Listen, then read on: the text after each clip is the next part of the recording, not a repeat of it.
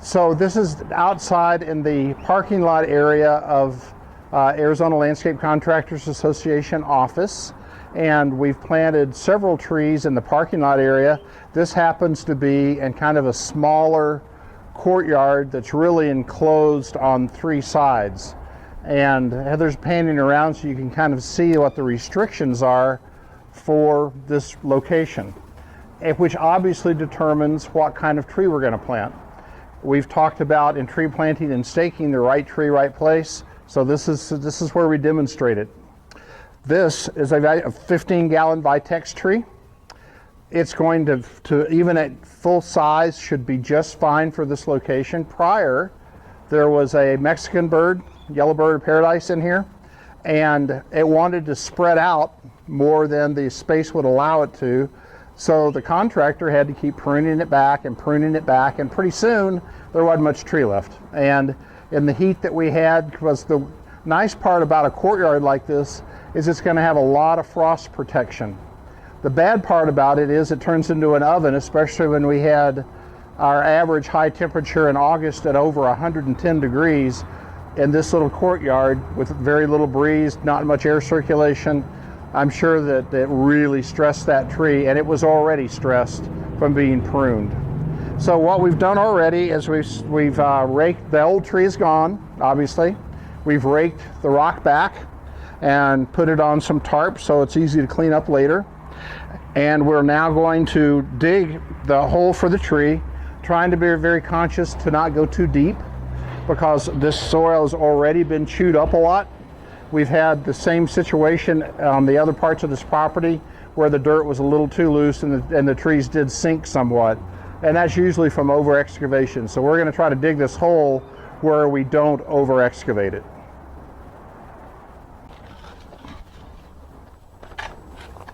I think there's some irrigation on the side of the hole.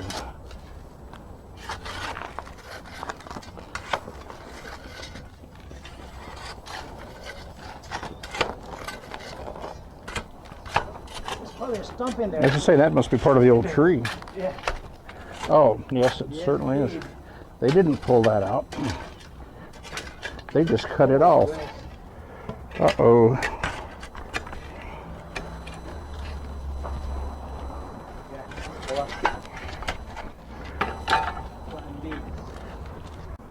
We discovered some real world in the hole. There's the roots of the old tree where they sawed it below grade, then left it, and that's all right. We got it dug up. You can kind of see from the view of that the roots were kind of tangled. I don't know if it was completely root bound, but certainly it was compromised. So one thing we want to guard against here is over excavating the hole, making it too deep, the dirt's soft, and we don't want it to sink too much. So Mike is going to measure how deep that hole needs to be, and then we'll make sure we dig it no deep. Matter of fact, a little shallower than that, just to make sure that we leave a little room for settling. What do you think there? About 14 inches? About 14 inches? 14 inches? Yep.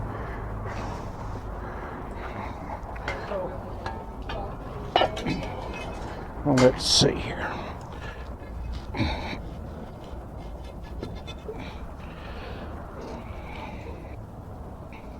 We need just a little more out, I think. All right.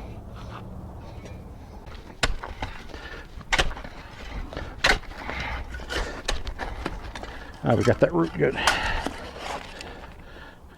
Okay, pretty good, huh? I think we're probably good there. Let's move it one more time.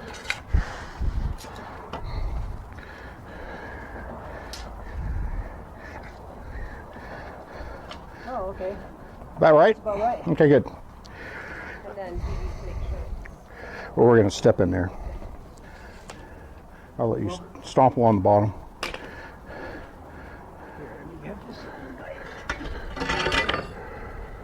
See if I can find those sweet spots.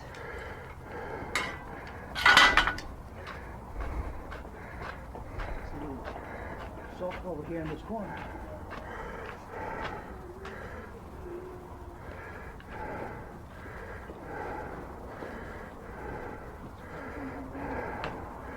manual compaction. I think this is about right. What do you got? Yeah, Looking good? 14. Hmm? Is that 14? Let's do it. Just loose that one.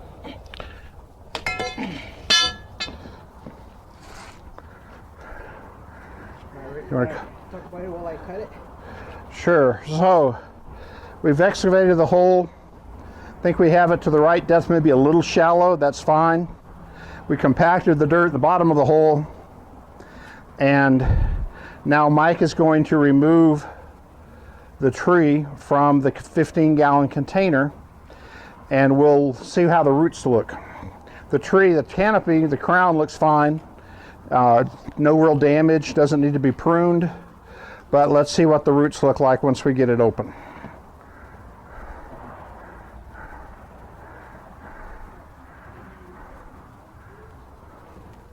So Mike's cutting the bottom of the root of the container, so we can get a good look at the roots.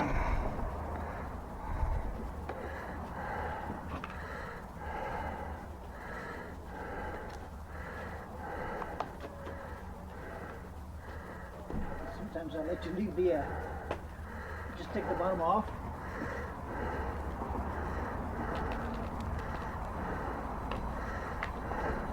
Going to tease the roots in there a little bit. Doesn't hurt it at all. We're looking for bigger roots in case it's a little bit root bound, but if nothing else, we're just going to loosen that up so those roots are ready to grow into the native soil.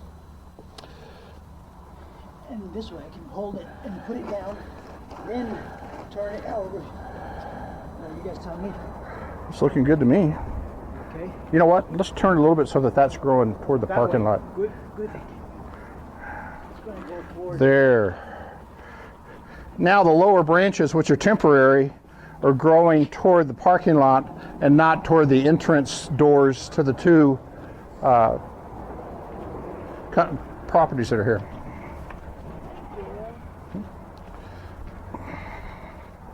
Okay, we're ready to take it off? Yep. All right. Try this. The tool that the electrical usually have.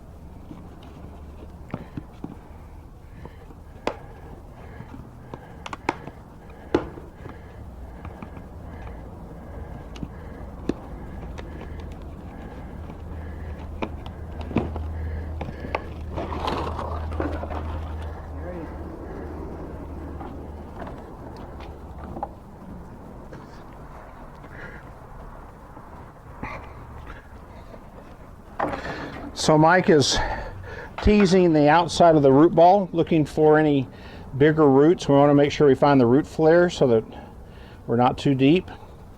So he's digging around on top of the root ball to find where the first roots come out, which, as we learned in the class, is called the root flare. And you want to make sure that that's at or above grade when we're finished.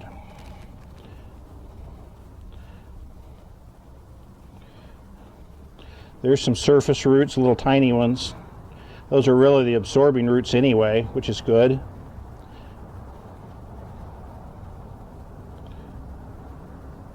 Not too bad.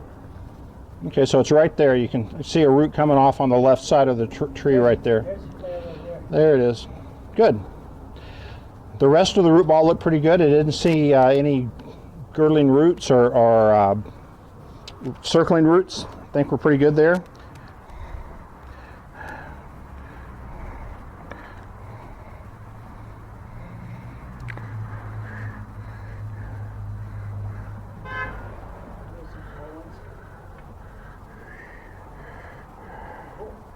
Looking good, huh?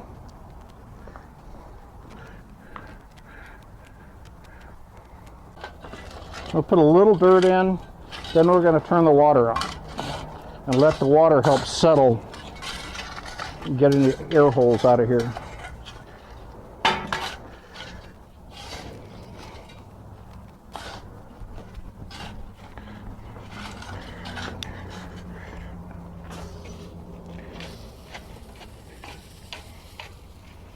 Trying to get rid of the air pockets.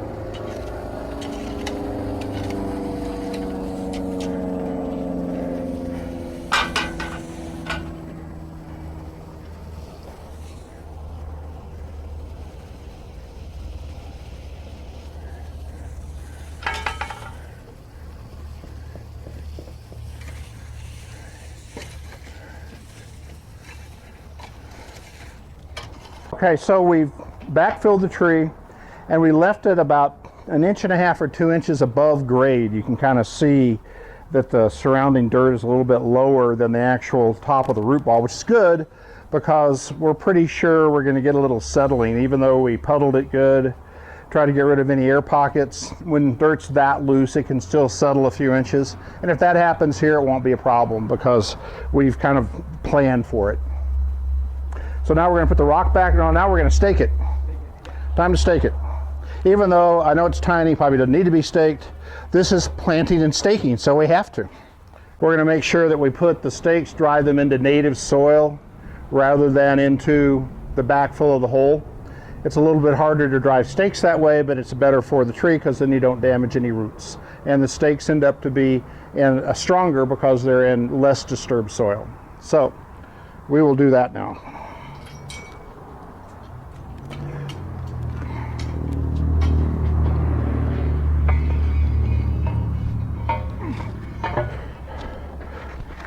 Right there? Yeah. Man.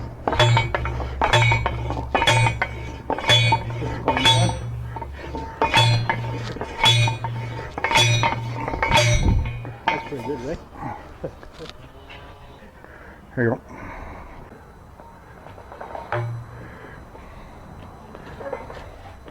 Move it out just a little bit, just a touch. Right there. Good.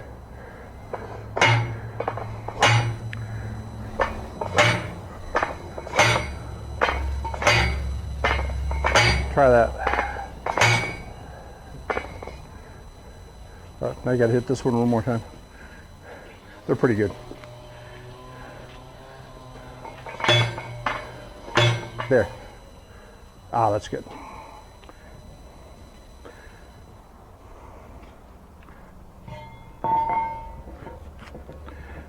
Are you recording? So now, instead of using hose and wire, galvanized wire, we're going to use what's referred to as arbor tape. It's a nylon tape that's very flexible. It's nice because as the tree grows, it's not rigid like wire is. It will bend, and it will provide some lateral movement for the tree, which you want. We want to make sure that when we're tying a tree, that we don't tie it tightly. The idea is not to anchor the tree, it's just to support the tree. We want to make sure the tree can move. And Mike is an expert at this, and I'm going to let him go for it. I don't know, but so usually I would do 18 inches to 24, depend on how big your tree going to be. So And this is obviously a little tree. the little tree, so I'll just do 18. So that's about, maybe that's 18 right there. So this is just a simple knot. Slip knot. Simple knot. Simple knot. Yeah, simple knot. Just a tie, and a knot just like that. Just a knot. Okay? And then we're going to put this around the tree.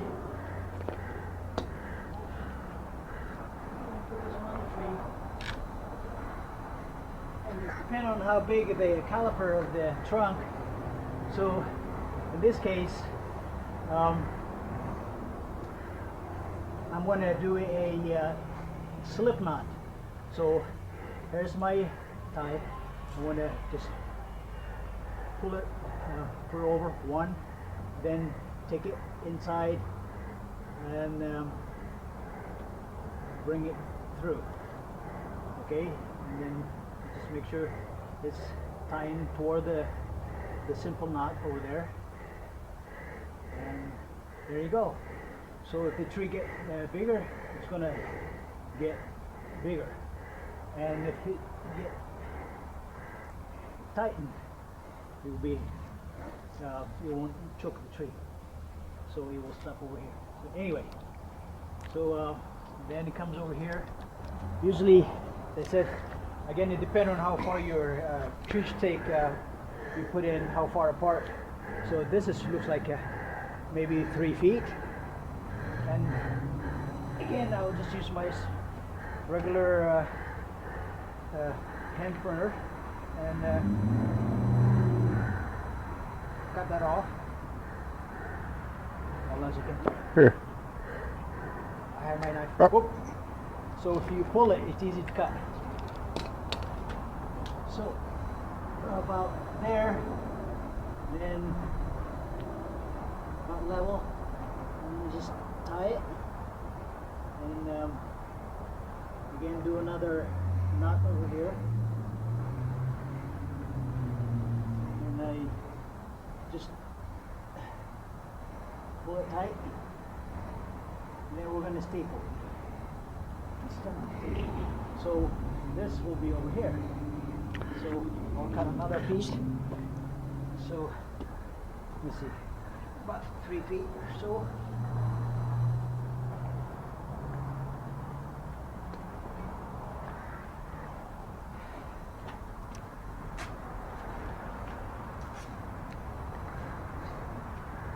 Okay, so right there, another simple knot. And this one you tighten it over there. How about that? Is that Oh, that's about good. level? Yep. Okay. Then you just go around twice. This is pretty cool for production. You can tie more of these in a few minutes. This will staple it.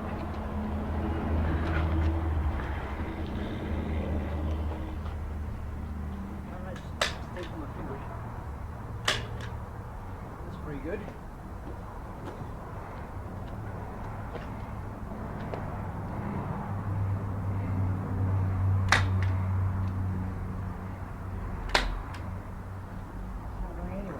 So now the tree is supported, it can move around.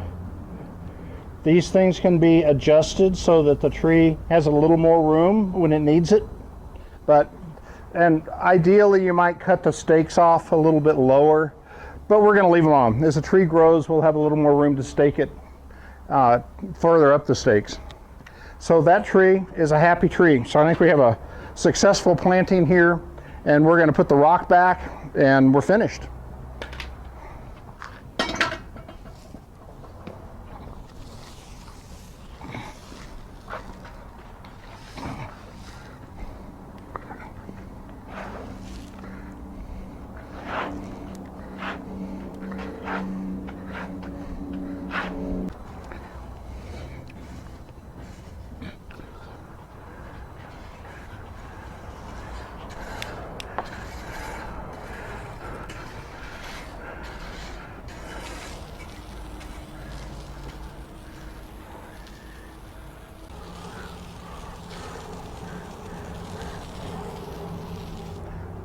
So there's a successful planting project and staking project.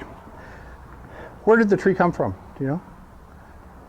So anyway, we normally have trees donated, which is really nice to the local nurseries. And hopefully this will be a great tree for the spot. It'll be able to grow to maturity, and we'll be able to adjust the ties to keep it supported but not anchored.